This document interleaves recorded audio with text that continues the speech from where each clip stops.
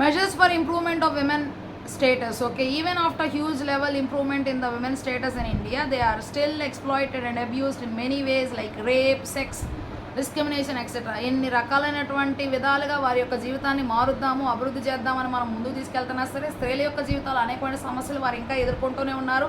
అనేక మంది చేత పాపం వారు అనేక శ్రమలు అనేటువంటి పొందుతూ ఉన్నారు.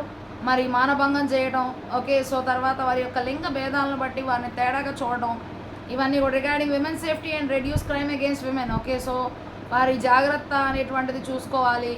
ఇంకా ఏంటి అంటే వారికి మీద జరుగుతున్నటువంటి ఆ యొక్క ఘోరమైన పరిస్థితుల నుండి వారిని విడిపించాలి. Government of India has passed another juvenile justice care and protection of children. Okay, so ఇలాంటివన్నీ కూడా తీసుకొచ్చారు. Bill 2015 replacing the earlier Indian juvenile delinquency law of 2000. Okay, so ఇవన్నీ కూడా తీసుకొచ్చి వాళ్ళని కాపాడాలి అని చెప్పి వారు ఎంతగానో ప్రయత్నిస్తున్నారు. Legislative measures for the benefit of women workers. Legislature నుండి కూడా వారికి అనేకమైనటువంటి వారి జీవితానికి ఉపయోగపడేటువంటి పనులు చేయాలి కష్టపడేటువంటి స్త్రీల కోసం అని చెప్తున్నారు. Appropriate interventions through government, non governmental organisations and programmes. మంచివి వారి కోసం అందించాలి. Efforts by print and electronic media in projecting a positive image of women. మంచిగా స్త్రీలను చూపించడం కోసం వారు అన్నీ కూడా చేయాలి.